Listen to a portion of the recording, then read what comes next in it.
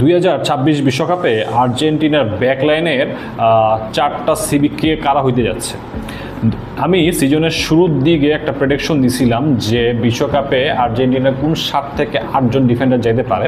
তো এখন European club সিজনের অলমোস্ট আমরা শেষ দিকে চলে আসছি, ক্রুশাল কিছু ম্যাচ বা কিছু রাউন্ড বাকি আছে। তো এখন পর্যন্ত বোঝা যাইতেছে আসলে কারা কারা যেতে পারে যদি ফিট থাকে পারফরমেন্স অনুযায়ী। সেই 4টা নাম হচ্ছে টটেনহামের ক্রিশ্চিয়ান রোমেরো, ম্যানচেস্টার ইউনাইটেডের লিসান্দ্রো মার্টিনেজ, বেনফিকার নিকোলাস ওতামেন্দি এবং বর্নমাউথের মার্কোস সেনেসি। এই 4টা নাম কেন নিতেছি এবং 4টা নাম আসলে কতটুকু আসলে রিলাই করার মতো।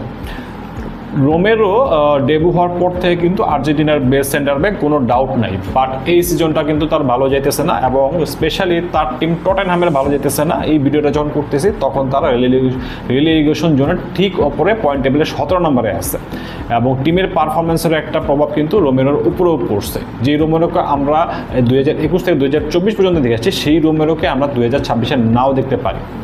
এরপরে নাম নিতে হয় বেনফিকা নিকোলাস ওতামেন্দি। যেই ওতামেন্দি আমরা আর্জেন্টিনা ফ্যান অনেক গালাগালাজ করছি যে কেন স্কালোনি খালি ওরে পিক করে, বাট আনফর্চুনেটলি এই ওতামেন্দিকে শেষবারের মতো আরও একবার সহ্য করতে হবে 2026 বিশ্বকাপে। যেই ওতামেন্দি অনেক আগে থেকে স্লো এবং অনেক ইরোর করে, অনেক উল্টাপাল্টা ফাউল করে, আজ এরা কার্ডও দেখে, বাট তাকে এবারও কনসিডার করতে হচ্ছে, কারণ হচ্ছে গিয়ে তার এক্সপিরিয়েন্স এবং তার মোস্ট ইম্পর্টেন্টলি তার এরিয়াল এবিলিটির জন্য।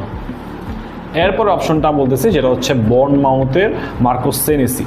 সে এই সিজনে ইংলিশ প্রিমিয়ার লিগে যেই সেন্টার ব্যাকরা ভালো পারফর্ম করতেছে তাদের মধ্যে সে অন্যতম, বাট ইংলিশ প্রিমিয়ার লিগের মতো ফার্স্ট একটা লিগে খেলার পরেও সেনেসির নামের পাশে সবচেয়ে বড় কমপ্লেন যেটা হইতেছে সেটা হচ্ছে সেনেসি কিন্তু স্লো এবং স্কালোনি যদি সেনেসিকে ইউজ করে এবং হাইল্যান্ড ডিফেন্সে খেলে এবং আর্জেন্টিনা যদি কাউন্টার অ্যাটাক কনসিড করে, ইন দ্যাট কেস সেনেসি কিন্তু আর্জেন্টিনার ডিফেন্সের জন্য একটা লায়াবিলিটি হয়ে দাঁড়াতে পারে, যেমনটা হয়েছিল 2018 বিশ্বকাপে ফেদ্রিকো ফ্যাজিও।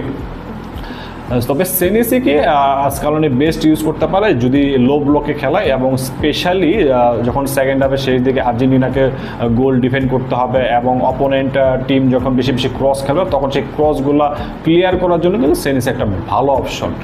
এই 3 জনের থেকেও সবচেয়ে রিলায়েবল অপশন এখন মনে হইতেছে ম্যানচেস্টার ইউনাইটেডের লিসান্দ্রো মার্টিনেজকে, যে কিনা এই ইউনাইটেডে আসার পর থেকে অনেক ইনজুরির কারণে অনেক বেশি স্ট্রাগল করছে এবং ভিডিওটা যখন করতেছে তখনও সে কিন্তু ইনজুরিতেই আছে, বাট একজন ডিফেন্ডারের মধ্যে যে ফাইটিং স্পিরিটটা সেটা কিন্তু এই লিসান্দ্রো মার্টিনেজের মধ্যেই আছে এবং এখন পর্যন্ত যেমন হচ্ছে যে আর্জেন্টিনার যতগুলো ডিফেন্ডার সেন্টার ব্যাক অপশন আছে স্কালোনির হাতে, এর মধ্যে লিসান্দ্রো মার্টিনেজে এই সিজনে যতটুকু খেলছে সেই অনুযায়ী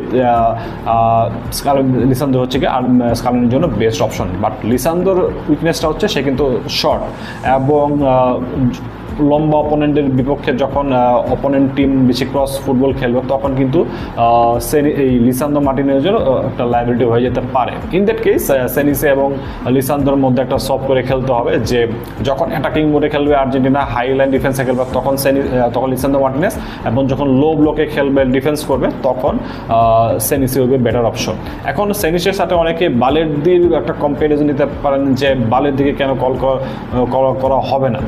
এর কথা হচ্ছে যে সেনেসির তুলনায় বালেদ হয়তো একটু ফাস্ট, বল প্লেইং এবিলিটি হয়তো একটু ভালো, বাট বালেরদেও কিন্তু ভালো ইরোর করে অনেকটা ওতামেন্দির মতো।